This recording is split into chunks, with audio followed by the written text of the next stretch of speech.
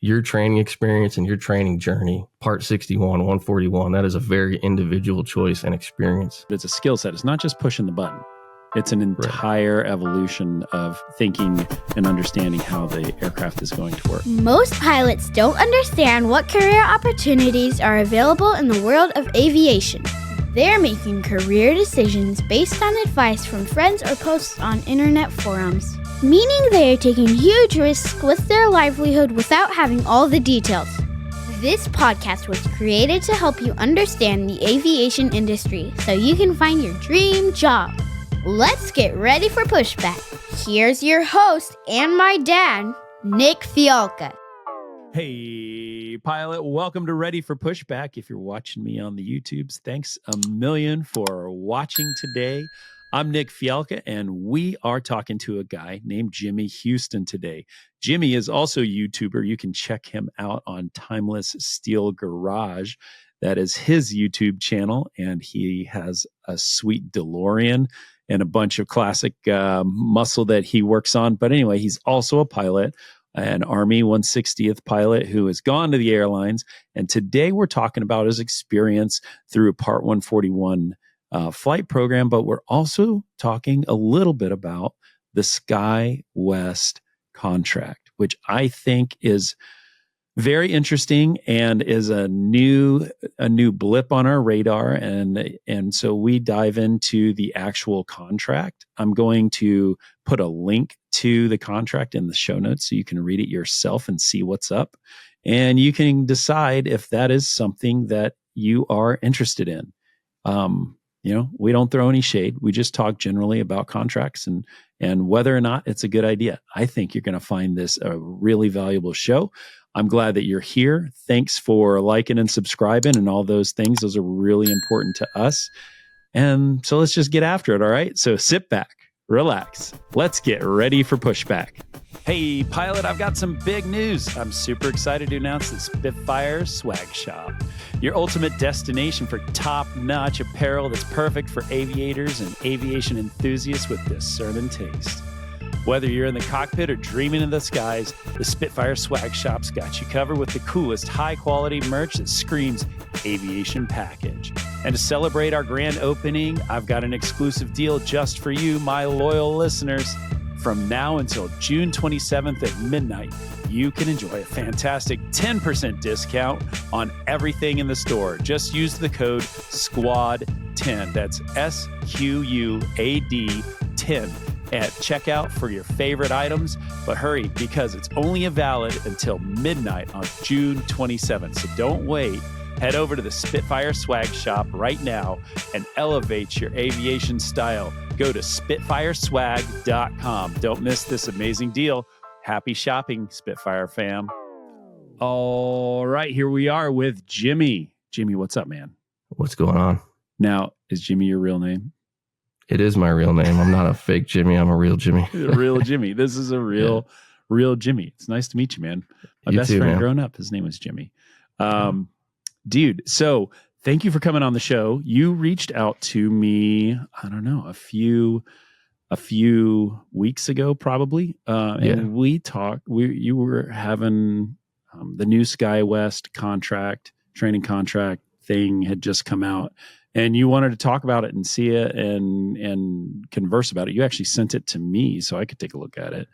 And it was interesting. And so you wanted to come on the show and have a conversation with the pilot that's listening to talk basically about how you made your decisions. And I'm not going to give it away just yet, but how you made your decisions with the SkyWest world. Talk to me about give me a little snapshot of your background, because I know you're not just a pilot, because you have that really awesome YouTube channel, right? It's called Timeless Steel Garage, right? Yeah, thank you. And if you guys check, like, and subscribe, Timeless Steel Garage. What's up? No, but go ahead. Tell us kind of where you came from and where you are right now in your journey to be kind of at the door at SkyWest. Well, you want me to go way back to the beginning, or a quick give us the 10,000 foot view so we can so we can get a little understanding. All right, so a small town kid from Western New York, a little town called Akron, about 30 minutes from Buffalo. grew up there. I grew up in a split family home. So my first introduction to aviation was doing those accompanied airline minor programs where I would get escorted to the plane and they'd give me some plastic wings and I'd get to talk to the pilots and stuff. And then I got really into aviation young because of that. And I hate to admit this, but I'm an 80s kid and I'm a Top Gun fan. So you're an 80s kid. So that means, are you in your 40s?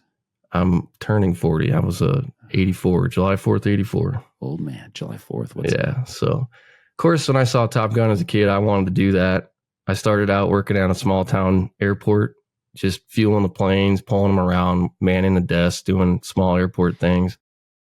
And I wanted to go do the airline thing. And at that time, I was looking at Embry-Riddle and, man, the amount of money it cost to go there, I just couldn't afford it. I was always into the military. So I decided 17 and a half, I got my parents to sign me up for the military and I went off to the Air Force. And typical recruiter story, he's like, hey, I can put you in the back of a helicopter and you can work up to being a pilot from there. So I took that hook, line, and sinker and I became an Air Force helicopter flight engineer, door gunner type guy. And my first assignment, Minot, North Dakota on Hueys, I told them I wanted to do any helicopter that wasn't a Huey and I wanted to go overseas. So they sent me Huey to North Dakota. That's just how it works.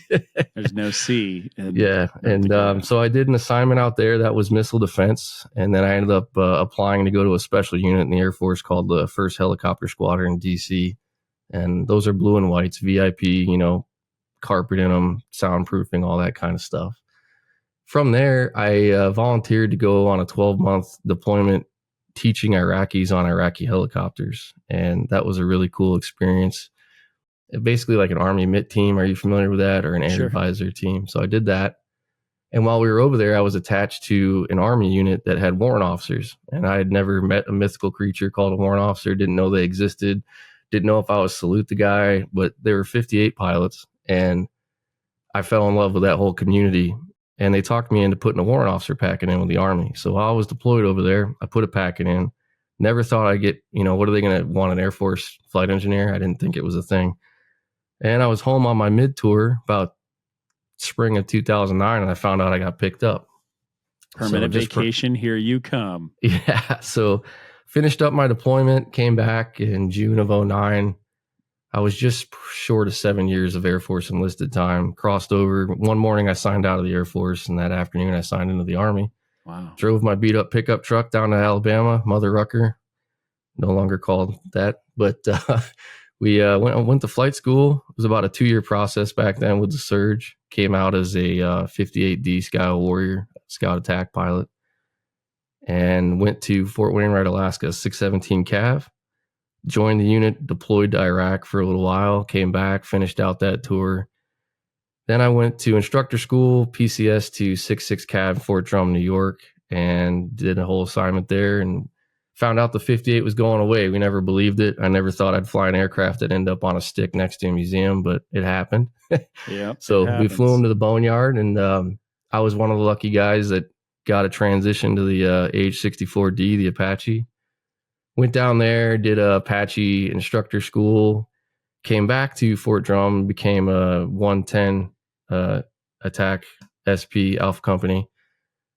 And what's an SP? Talk to me what an standardization pilot in the Army. That's like a chief pilot in the company. Right. And you have a commander, you have a first sergeant, you have an SP and stuff. You have maintenance test pilots, you got all that stuff.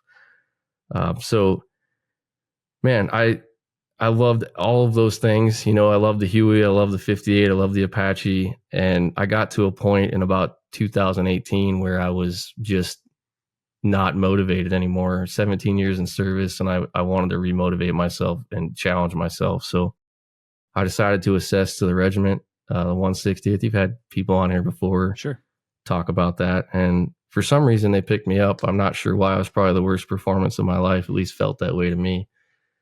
And I finished out my last 5 years there as a Little Bird pilot and retired last year, March 27th, 20 years, 10 months of service and some change, something like that. I immediately got hired on by Lockheed Martin doing kind of the same job I was doing as a maintenance test pilot. And I lasted about 9 months. And if we back up this time last year, I started listening to your show, started working for them in April of last year. And then, at first I was excited. And then after a couple of months, it started to feel like I was a gerbil on a wheel, a 9 to 5 type job, no real upward movement. And I was looking around going, this is the next 20 years of my life. I really wasn't excited about it. And I'm an aviation nerd. I've always been an aviation fan. So I decided to make the jump, and it started out listening to Ready for Pushback, honestly. And, a couple of fellow coworkers and friends, we'd all been talking about going to RTAG for a few years, and it just never worked out.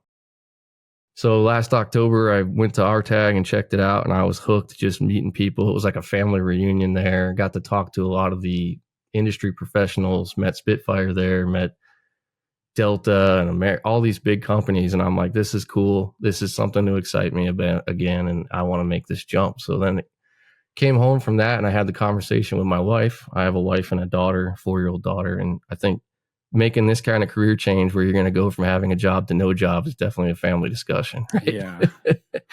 So she was all about it.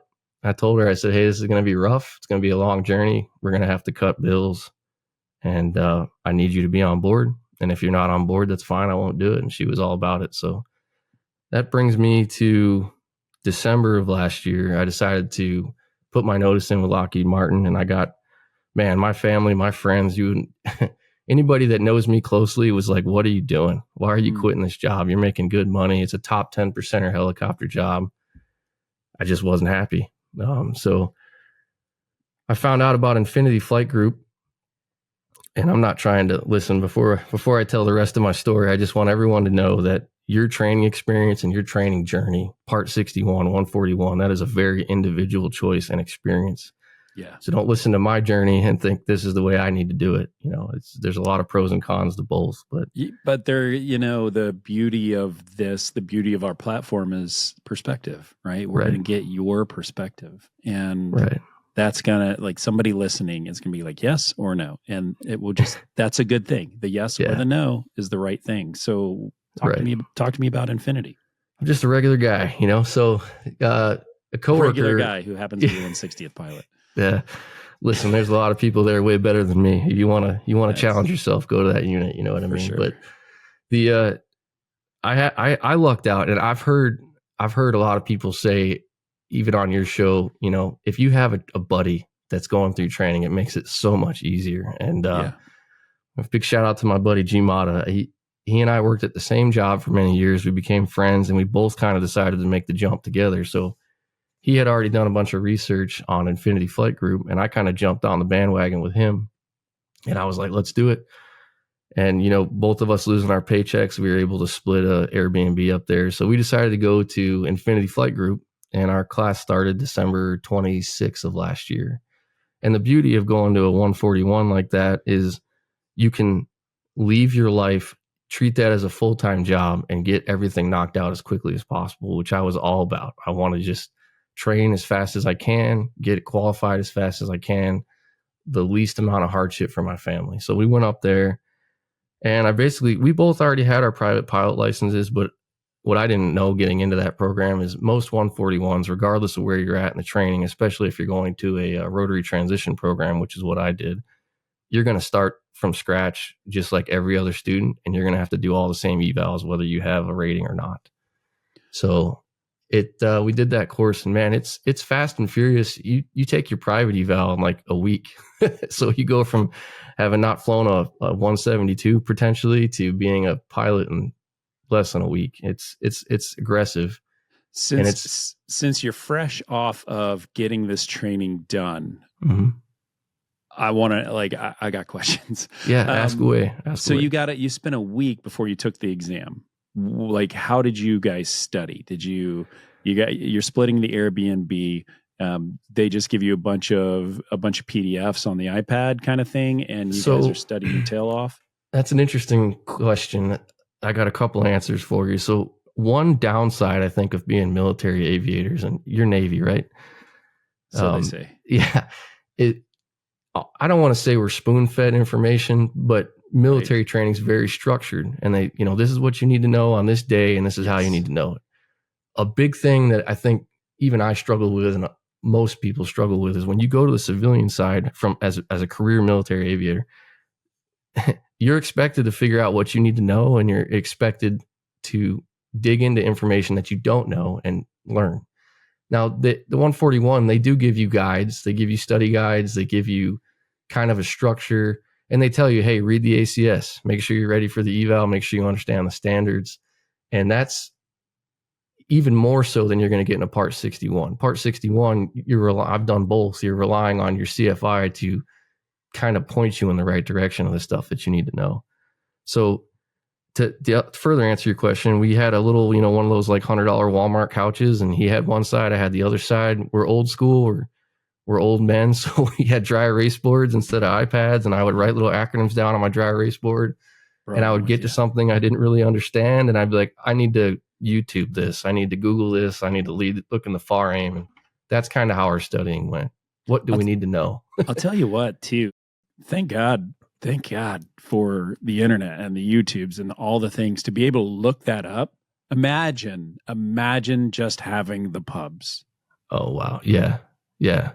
Wild. I mean, that's probably the same it was for you when you first started the military. I remember sure. when I joined the military, they handed me a stack of Huey pubs and said, read them. Yeah. So, it's like literally like a foot thick, maybe more. Yeah, and you had to go through and tab out your pages and put changes in and all that kind of stuff. Hey, pilot, did you just get a new conditional job offer? Are you getting out of the military and going to move your family across the country? Are you going to move in base somewhere, or are you going to go out to find that second home that you've been looking for? Well, I want you to stop right now, pick up the phone, and call Marty and the team at Trident Home Loans. It's an organization that's run by pilots. They understand pilot pay. They understand contracts. They understand military. They have the best VA loans in the United States. Marty and his team have been doing mortgages for years. They've been doing my mortgages for years. I trust him and his team more than any other organization. I challenge you to get a better deal anywhere else. Go ahead, reach out, get a mortgage quote, and then call Marty and his team. They will walk you through the process and show you how competitive their rates are. So go right now, tridenthomeloans.com, and check them out. So, okay. So you guys are cranking through, and talk to me about what you needed to accomplish. You needed to get your private pilot, and from there on, what are the things that you were doing at Infinity? Yeah. So it really is a full-time job for us. I would say they break it up into 3 semesters because it's a college program. Your first semester is intense. Your first semester, you're pretty much going to go in 7 weeks, you're going to go from no Cessna time to private pilot, instrument, commercial, pretty much. And you're flying twice a day. And so when you get home, you really kind of bank on weather days. If you have a weather day, it's like, okay, I'm going to the gym. I'm listening to practice evals on my headphones while I'm working out. As soon as I get home, I'm going to study on my couch all day because this is a blessing that I have a weather day. That's really how you have to think about it. And if you go through without a weather day, then you're sacrificing sleep. And, I hate to say it, but, the older you get, the harder it is to get that information to stick. So, your experience may vary. For me, 23-year-old me might pick stuff up faster than 40-year-old me, but you got to put the work in. You really got to be structured on your timeline, structured time management. That's the number one piece of advice I could give anybody. If you're in school and you're serious about this transition and you're not doing something on a day, you're probably wrong. Yeah, you're right. And that's a really good point. I talked to a lot of different people that are in different phases, and some are young bucks right out of school, jumping from school to school, or right. People that are in their 40s that are jumping from life to school. And that is me. It is. And it's so hard. Like, it's really difficult. But knowing that you are going to be doing that and jumping into something that you are not fresh at, and having, just being aware and knowing that that's where you're going, you have to, or else you're just going to fail completely, because you're not as sharp and as good of a learner as when you were learning all the time. Right. And I think that's another segue. You're away from your family. I left my family home so I could focus on that. And some people bring their family. For me, I just needed to go all in, be away, treat it like a deployment. I can't, because if I'm around my kid, I'm going to prioritize my kid. Of course. So I just need to be away and get it knocked out. And she's young, but that what you said there kind of triggered me on something. One of the things I saw ex-military aviators struggled in that 141 school with is showing up to the oral eval portion and thinking it was going to be like a military check ride. Oh, and a lot of failed orals. And that, you give me an example of what you mean by ready for a military oral versus what actually happened. So if you don't take the time to read the ACS, don't take the time to listen to practice evals, figure out what you need to know, and just think, oh, I'm a 20-year aviator. I know everything. I saw that. If you show up thinking, I don't really need to worry about the instrument phase because I've been flying 47s Chinooks for the last 20 years and that thing's a beast and I know instruments. Well, you're flying with an evaluator that has no idea what you've done and they're judging you on your 172 G1000 management. And guess what? You're not as good at that as you were in a 47. So some of it is being humble and checking your previous experience at the door. And, one of the things I heard a lot said in the background while I'd be standing around the other students and stuff is, oh man, helicopters are way hard to fly. This is easy. I'm here to tell you it's not easy. No. You might think that flying a Cessna is easy. And if you just dumb it down to it's a Cessna, it's easy. Sure. But it's something new and it's a new craft and it's not easy. I don't know how else to say it other than if you are, and I think that's a downside of the last couple of years of this great helicopter to airline transition, right? Is you hear all these positive stories, you hear all these good success stories. You don't see a lot of people post failures and non-success stories. And I think that there's this negative opinion out there or this bad, people think that, oh, I'm just going to go to the airlines. I hear people say that all the time. And being fresh in this transition, like I want you to know if you're out there and one thing you take away from this 141 conversation is if you think because you're a retired aviator that you're going to jump over to this training and you're just going to smoke it and it's going to be easy and this transition is easy, I'm here to tell you it's not easy. So just take that away. Yeah. And if you don't go in and you're not going into flight school mode as if you knew nothing, right? And you don't and you don't get the reps and you don't prepare, then you end up with the failure, which is going to set you back from getting hired by whatever you plan to get hired by. And you're wasting money. Yes. That money that you could be spending on something else or your family or dinner or more flight hours, whatever. And it's to the tune of thousands of dollars that you are wasting because you are not preparing 110%. Right. And honestly, like I used to be, when I was a military guy, I thought the oral, it scared me. The oral was always the hard part. I thought if I got in the aircraft, I'd be fine. Right. And I still feel that way, that I sweat that the most. But in this world, the getting your ratings world, and I'm not talking about 121s and airlines. That's your lane. I don't know yet. But it's coming, buddy. Yeah, in the airplane transition world, there's really no excuse to fail an oral. I mean, I'm driving in my car. What could I be doing right now to study for this commercial eval? Well, I can listen to somebody else's commercial eval. I can listen to a topic that I don't know. And every time I showed up for an oral, knock on wood, I felt overly prepared. And that's how you should feel when you go to those. The civilian oral is not a trick.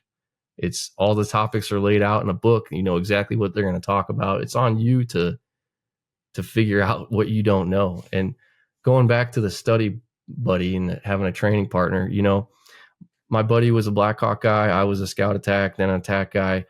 He had done instruments his whole career. I had done emergency recoveries to the runway my whole career. I'm scared of clouds. I don't go up there. I'm at 50 feet. Leave me alone. There's no reason to be in a cloud.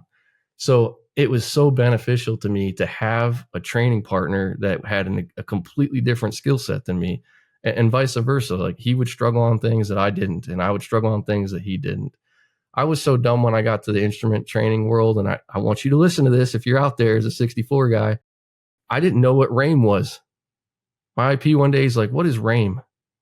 How do you know that these instruments are legal for these approaches? And I'm like, what is RAIM? I don't know what RAIM is. So I went home and I'm like, okay, RAIM. And I watched a video on RAIM and GPS. And I think it's spelled and WAS. RAIM. Right? It is. Like at the end. Yeah.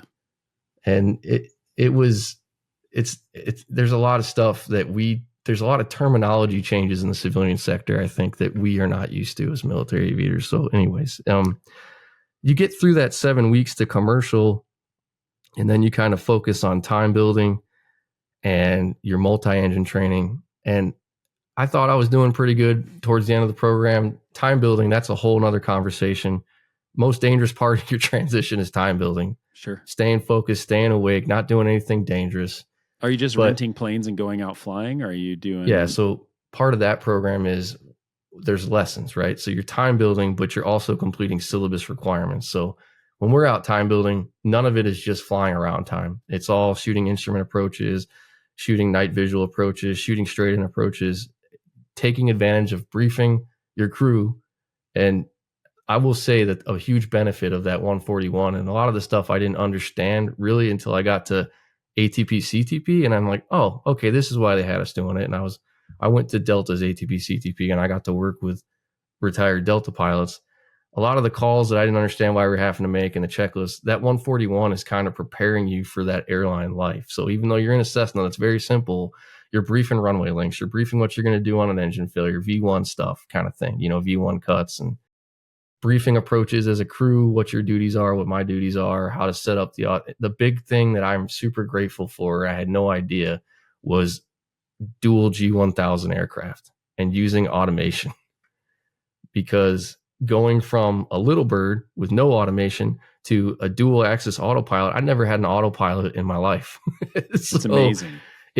It's amazing. And let me tell you, it's a whole skill set that is completely different from, you might be able to fly that Cessna like a boss, but then that instructor says, okay, I want you to make the plane shoot this entire approach. And it will blow your mind the first time you do it. So there's a lot to it. Yes, there is. There's actually a recent mishap that I was reading about where they, one of the factors was that the person that was flying the plane was unfamiliar with how to use the autopilot, and that led to their demise, very sadly. But yeah, it's a very difficult thing. And if you're not, like you said, it's a skill set. It's not just pushing the button. It's an entire evolution of thinking and understanding how the aircraft is going to work. That's a really good point. And sometimes it does weird things. When you're in the clouds and you have to realize it's doing weird things and recover the aircraft. That's right. It's so true. Let's take a break real quick. And when we come back, we'll talk about what you did after Infinity. Okay. Timothy P. Pope is a certified financial planner dedicated to guiding professional pilots through smart financial planning. Whether it's saving for retirement, investment management, a seamless military transition, or strategic tax planning, Tim is your trusted financial partner. Also, you can join Tim as he leads engaging discussions on personal finance and strategies for professional pilots on the brand new Pilot Money podcast. Timothy P. Pope, helping professional pilots make the most out of life. All right, welcome back. So Jimmy's been talking a lot about his experience in his 141 training at Infinity Flight Group and the evolution of going from a helicopter pilot to a fixed wing pilot and getting your hours. When you finished up, where did you stand? How many hours did you have, and where were you in your world? Right. So, weather dependent. It took me about 5 months, and I had logged about 406 hours, which I challenge. I mean, I know guys have done it faster than that. It felt fast to me. I don't know that you can do it. I mean, it's pretty quick. I think I went to that program with about 60 hours of fixed wing time. Yep. I know people who have come out of that course with more time than that. So if you really buckle down and you want to fly, and one of the benefits of going through that program is if you need more flight time, they always need safety pilots. And if you're still in the program and you're alumni, they work with you to try to get you flight time. So it really, that helped out quite a bit. So I finished that program. I had my car parked on my last eval. Man, that multi eval, every step of the training, when you feel like you're starting to figure it out, you do something new or you go to a new course and it's hard again. Yeah. So that multi-engine, things happen fast, but finished that and drove home. And I had already, the one benefit of being a Night Stalker is it's like I had never realized the benefits it was going to provide to me and my family post-military life. It's like being in a college fraternity for life or something. But sure it is. You've had Landon on your show. There's a whole bunch of us that are going through this career change that help each other out. So, hey, I did this interview, I bombed it, and here's why. It's great. It's a great resource. And there's a couple of guys that I know that kind of had a training plan that I respected, mentors, that I looked up to. And I thought, that's how I want to do it. It's worked for them. It makes sense to me. So when first month I was at Infinity, my roommate and I, we said, let's schedule ATP CTP right now. And let's schedule an A320 type right now. I want to get my ATP in the quickest amount of time. So about a week after my scheduled graduation date, I signed up for Delta's ATP CTP, having no idea about that program. I completely made that choice based off the fact that I retired in the Nashville area and Atlanta's 4 hours away. Yeah. And I said, okay, ATP Jets in Dallas does an A320 type course that gets you your ATP. What's the next available date? Talk to them, July. Okay, so I had ATP CTP lined up. I had my A320 type lined up. So I left Infinity, went home, had about a week with my family, and then I went to Delta's ATP CTP. And man, I tell you, I've heard so many people say, oh, that course is garbage. And I'm not talking about Delta's course, but ATP CTP in general, wherever you go. The idea of it, yeah. Yeah, and I've heard a lot of people say it's irrelevant. It's all stuff you already know. That might be true for a previous, fighter pilot or heavy pilot. As a helicopter guy, I completely disagree with that. I learned so much stuff in that course. Everything you need to know on your written, you're talking about it in that course. High altitude aerodynamics, high altitude stalls, high altitude, it was a phenomenal course. And I could just put a plug in for Delta's course, man. The first thing I noticed when I went to that school was walking around Delta's campus thinking, this is the big leagues. Yeah. This is pro football here. And look at that really Chick-fil-A. Yeah, exactly. But the first thing I noticed, and this sounds ridiculous, was everybody was smiling on that campus. From the guys you meet at the gate and the gals you meet at the gate to the people in the cafeteria to the instructors. And I flashed back to my civilian contractor time, that short period. And I remember walking through the halls and nobody was smiling. Everybody was miserable. So I took that away immediately going to that course. And all the instructors, retired Delta pilots. One thing I thought was cool was all veterans. And, it was a different time 20 years ago where the military really fed the airline industry than it is now. But it's just cool to have veteran instructors that are also retired Delta pilots. I really enjoyed that. And I got to go in the 737 MAX. I got like 11.3 hours in that. And the thing that really impressed me was, again, hard, not easy to fly. Landing that thing, not easy. Yeah. But the instructors treated us like we were Delta employees. And that was a new experience for me because I'm not a major airline guy. And, the FAA and ATP CTP requires you to have an understanding, not a demonstration of ability. That's right. So I left that course going, okay, this is all the stuff I don't know about an Airbus that I need to have memorized before I go to ATP Jets in Dallas. So that's kind of where I'm at now, where you're talking to me. I did the same thing that I've been doing. I took a week off or two off from ATP CTP. I knocked out the written. I did the Shepherd Air that everybody does. Oh, yes. Shepherd Air, y'all. If you don't know about it already, just check it out. I'll have a link in the show notes. It works. I got a 92. Probably could have got better. Nice job. It works. I put myself under so much stress when I took that written test because there's so many questions. Lord have mercy. There's so many questions. I tell you, the way to do it, this is just what worked for me. About 3 days before you go to ATP CTP, start just putting an hour a night in. And then every night when you get done with class at ATV CTP, go sit by the pool in the hotel and just knock out questions for a couple hours. That's what my buddies told me to do. Yeah. I followed it to the T. I got back from that course 3 days later. I took my test. It works. The people at Shepherd are awesome. They do a great job. Yeah. Big fan. All right. So have you done your type rating yet? No. So where you're talking to me now is a room in the basement of my house that I just got done hanging all my paper tykers up for the A320. And I'm trying to set up a don't talk to me during the period of this time and this time family room to study. And I'm really going to start hammering down on that ATP. So the course I'm doing, you get your A320 type and then you take your ATP eval in conjunction with that at the end of it. So I think I start that course on July 22nd, and that's a 10-day course. And I already paid for an extra sim just in case. You know what I mean? Like just in case. Okay. So tell the folks at home how much that costs. It's not cheap. So I'll tell you, the ATP Jets course is about 10 grand. Okay. And that additional sim is about $1,200. Your general sim time, wherever you go, your sim time usually runs about $400 an hour.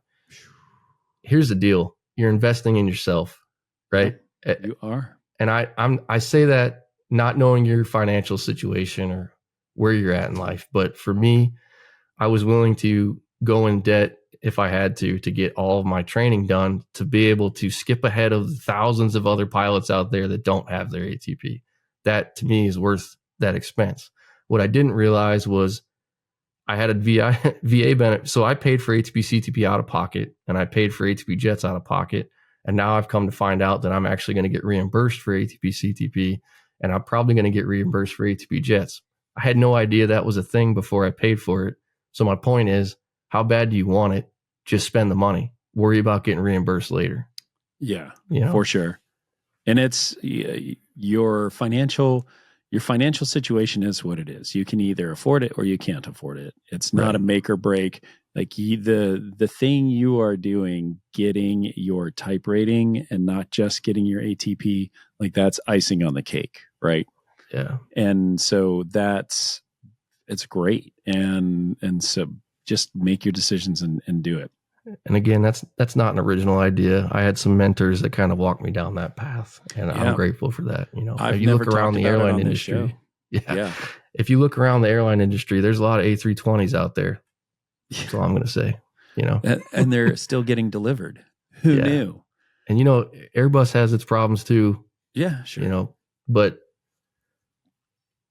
I look at Delta's bases and I look at some of these other companies' bases and I see A320s at all of them. So to me, I can show that I can pass an advanced airframe and that's my goal, Yeah. So I love that too. It's a great feather in your cap. And from that, on this in conjunction, parallel with going after your ATP and all of these other items that you've been scooping up, you've been applying to airlines too, right? Yeah, and some of that's out of ignorance. If we back up to when my buddy and I went to RTAG last year, we thought, man, I'm a 20-year aviator. I'm going to go work for the airlines right now because that's kind of how it gets. The whole RTAG thing. People think that they go on a Facebook page. I'm going to be an airline pilot, right? And RTAG, phenomenal organization. Not saying anything bad about that, but so we went to RTAG, suits. We had our little briefcases.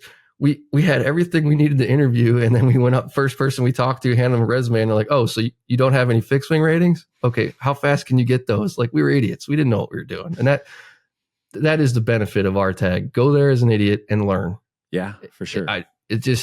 The things that I got from that conference, ran into people I had never seen in years, ran into people that I never expected to see. It was like a family reunion. I made new friends. I met airline recruiters and people that I didn't expect. You've talked about your elevator speech, right? Yeah.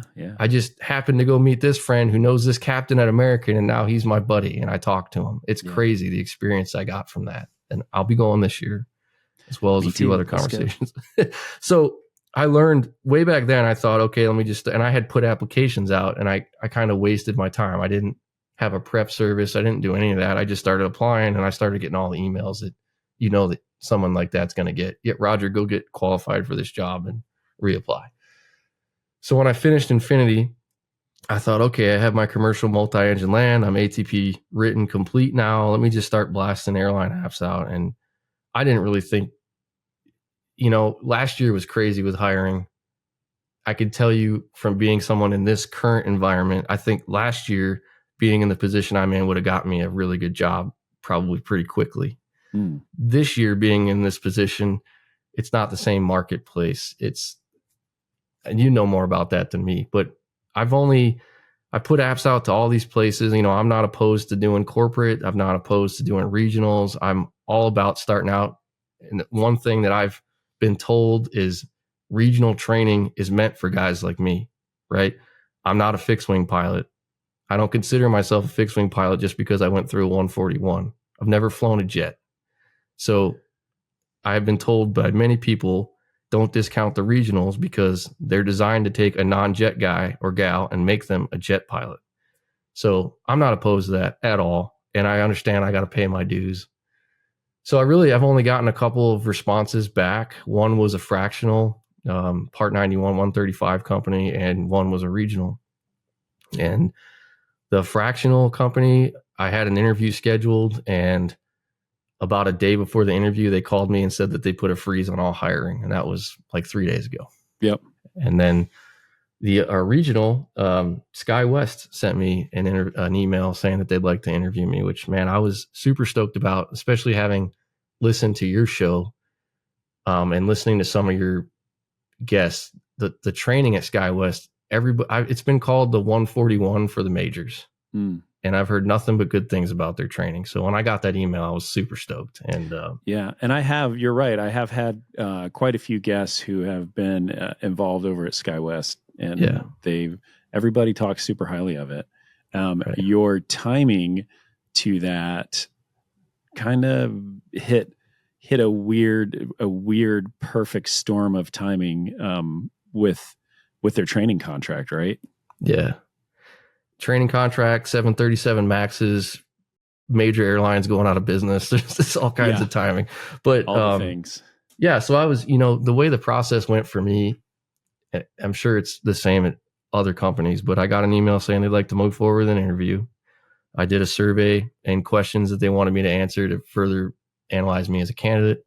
And then they requested documents. Every time you get one of these emails, it's another couple of weeks, pushes the timeline down the road. And I uploaded my documents and I just waited, said that I was going to get an email to select an interview date. And about 3 weeks went by and I got an email saying, basically, we'd like to offer you the opportunity to sign this contract to get preferential training placement. And okay, so they sent you upload your documents and then you get the contract before you even interview. Right. And I kind of had sent a few emails saying, hey, I haven't gotten an email to request an interview date. Is there an issue? I never really got a response. And then I got the contract, and I'm not opposed to signing a contract. I think that, if a company invests in you, you should invest in them. So I'm not against signing contracts. But when I read this contract in particular, I felt like I was a 17-year-old kid in the recruiter's office again. And it just felt like a lot of commitment that I wasn't comfortable with signing. Well, talk to me. Give me some detail. Well, so I have the contract sitting right here. Perfect. And there's really a couple key points that the contract states. One of the things that I really like about SkyWest is they hire you to be a captain. That their whole mindset is we hire captains. Our training process is built to make you a captain. And I'm all about that. It's one of the reasons I was excited to go there. But basically, the contract says that we want you to become a captain as soon as possible. And it says that if you sign the contract, you'll get preferential placement in the new hire training classes. And it also says that you are subject to the terms of the agreement and their preferential placement of you in in-dock training. So that's kind of like the highlights off the top. Yeah. Okay. The issue then becomes when you kind of get into that, what is preferential placement? It's never really defined. They don't really tell you what that means. And you don't have any idea how you compare to another candidate, or if they're in a class ahead of you. It's very vague. So It's very vague. Right. Which, okay, it's still not a deal breaker for me.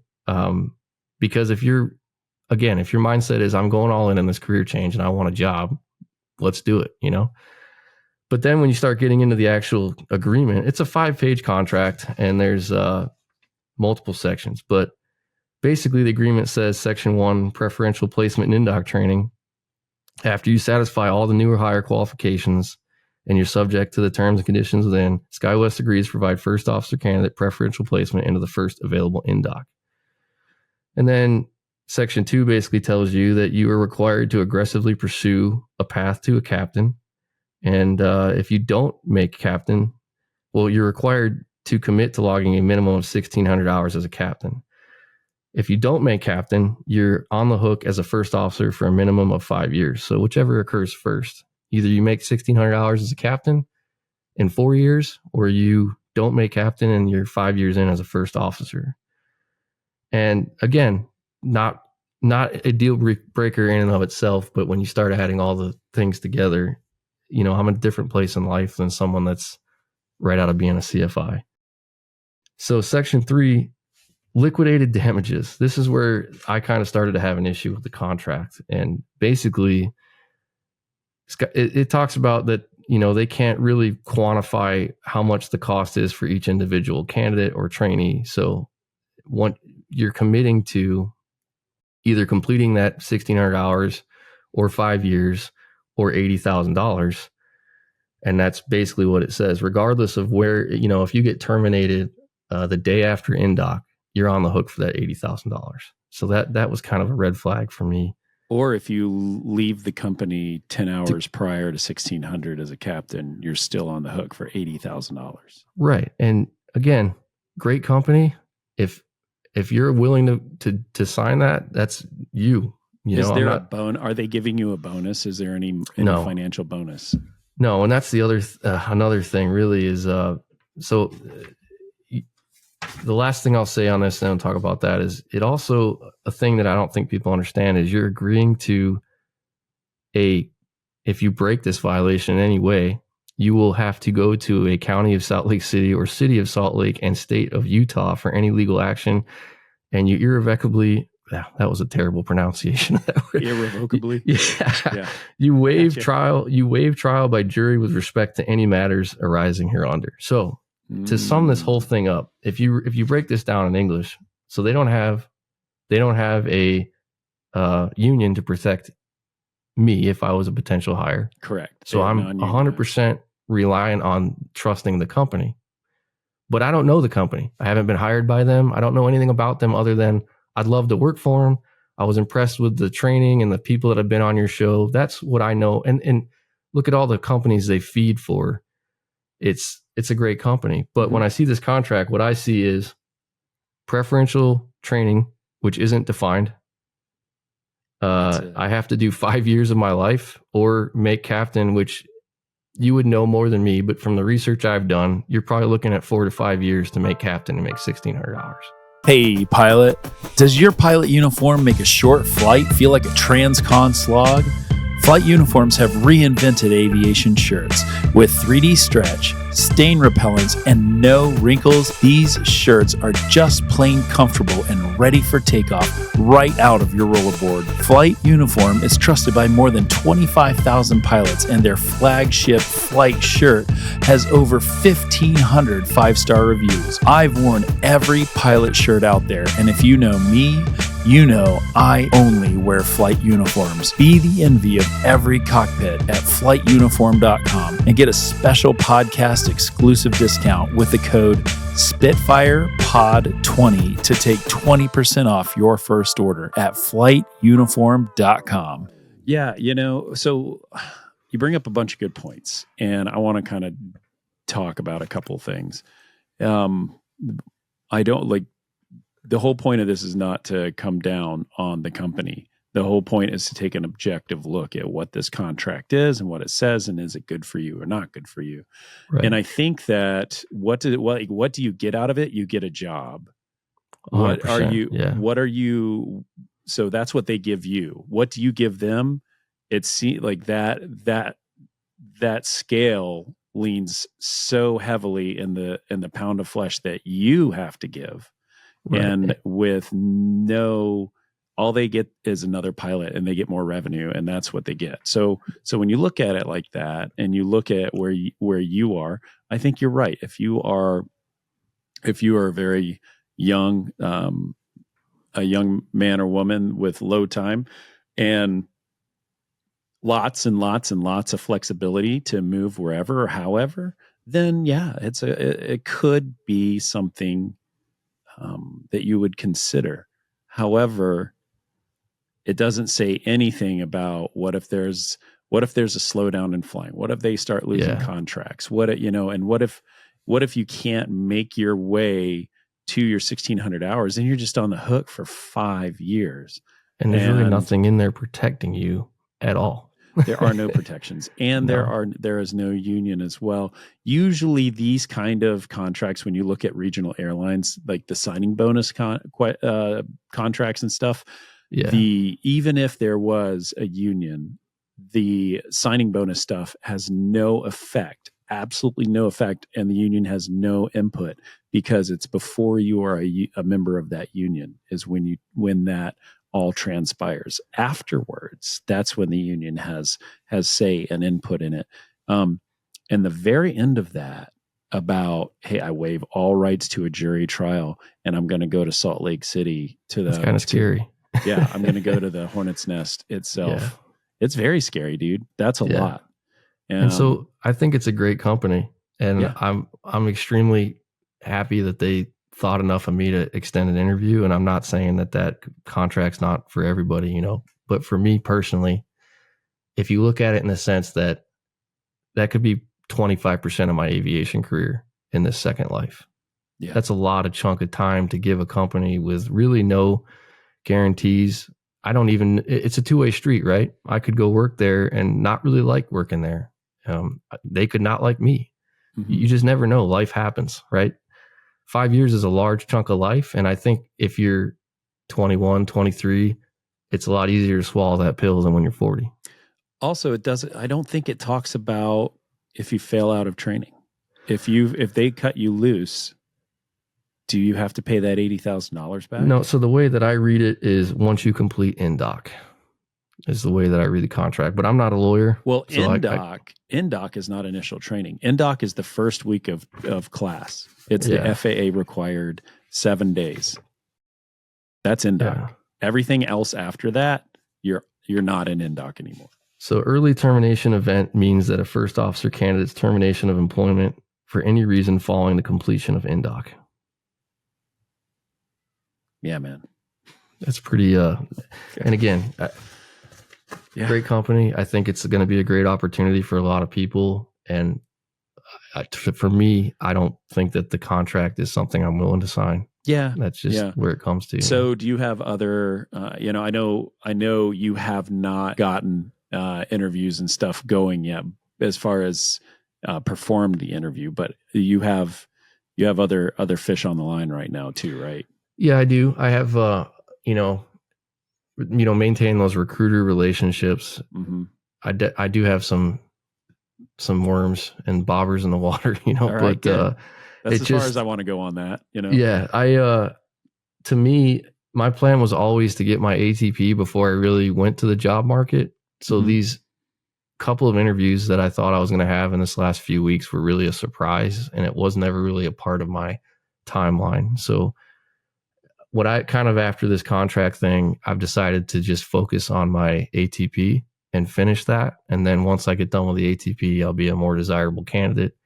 And maybe this industry, because we all know summertime, not the greatest timing wise to try to get a job unless the airlines are just really hurting, right? So the reason they're not doing tons of interviews right now is because they got everybody on the line because they're trying to make money, because that's when you make the most money as an airline, is in the summer. Yeah. So when I started this whole thing with my wife, I told her, don't expect me to have a job probably till minimum fall of 2024. And I'm going to have to go to all these courses. And so really nothing's changed. I had a couple of opportunities that didn't pan out, and now I'm going to my next training course. So, how can you make yourself better? You know, this week I thought to myself, I haven't flown a Cessna in a month. I need to go fly. So going to go fly this week. Good. You know, like it's just trying to keep myself moving forward. And to me right now with the current environment, if you don't have an ATP, that should be your focus. Yeah. So that's what I'm doing. Well, good. And I'm glad that you are focused on that, right? Like, what do I need to be doing? How do I need to be making myself better? Also, when you go fly the Airbus, I will tell you, little tiny movements. The thing flies way different than the 7.3 does. You put a movement in there, you let it go, you see what it's got. When you're flying your single engine, it is so gentlemanly. You think, you know, I had this, I think he listens to the show, this guy, Pat, who is my sim partner. He's awesome. He would say, Nick, let me tell you, the Airbus, or, you know, it's a gentleman's aircraft. You make a move, you take a sip of coffee. You see what it does, and you make another move. It's just keep drinking your coffee, Nick. That's the Airbus, bro. Wow. It's great. It's a gentleman's plane, and it's a beautiful piece of machinery. So I'm excited for you. I'm looking forward to it. I don't know anybody that flies one that doesn't love it. So that part of it's exciting for me. And maybe I don't even end up getting a job flying an Airbus, but it's just another feather in the cap, you know. Odds are good that in your career you will fly an Airbus product. Odds are very, very good. So, you know what? You just grow where you're planted. Learn the plane, love the plane. I fly a Boeing product right now, and I love it because the people I'm with are awesome, and that's how I love to spend my time. Is just like hanging out, learning about other people, and just breaking through the cloud layer, man. Dude, that is so fun. You know, that 737 I thought was actually pretty cool. I was grateful to get to fly that thing. Yeah. You know, the sim, the video game, not the real thing. But it was cool as an Apache guy because the instructor had me fly a HUD approach. And man, the symbology, because it's a Boeing, it was almost identical. So it was easier for me to fly with that HUD down. But it was cool. And so to be able to be exposed to both a Boeing product and an Airbus, I'm excited about that, just to kind of dip my toes in both. And yeah, if you're lucky, like he'll have like simulated gunfire, so you'll feel even more at home. Yeah. Have somebody. Well, I'm going to be the PI that's getting yelled at by the captain probably. So, but it's man, I'm excited. It not to talk any negative on any of this journey. It's not all been sunshine and rainbows, right? But it makes you feel. I feel like I did when I was that kid excited about joining the military. So it's at this point in life, it's really nice to be excited to do something new and to move on to a new world and not be a military guy, you know? So, well, I think you couldn't say it any better, man. Like that new world, like you are ready for that next step. And so here we are and you're starting. So I'm excited for you. I know that this is going to be a really positive experience as you move forward. You've got interviews coming up. You're going to crush. You're going to be ready 110%. Thank you for spending your afternoon with me and with the pilot, talking about your journey, also about, you know, weighing out the ideas of like, do I take this contract? Do I not? You know, bird in the hand kind of thing. I think it was really valuable. So Jimmy, thank you for being with us, and thanks for being part of our team today. And remember, Timeless Steel Garage is the best channel on YouTube. Like and subscribe. Make it happen. You can find me on YouTube too if you want. Thank you. I appreciate you having me on the show. And I just want to say that phrase you always say, grow where you planted. I love it. I love it. That's I'm excited to find out where I'm going to be planted here eventually, you know. I can't wait to see, dude. Thanks for joining us. Thank you.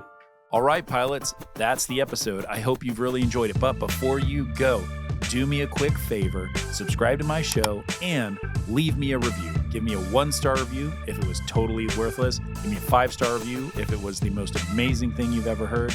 I want to hear from you. So if you can give me a review, subscribe to the podcast, make yourself a little bit better, I will be happy. You'll be happy. We'll keep crushing. I cannot wait to see you on the next episode.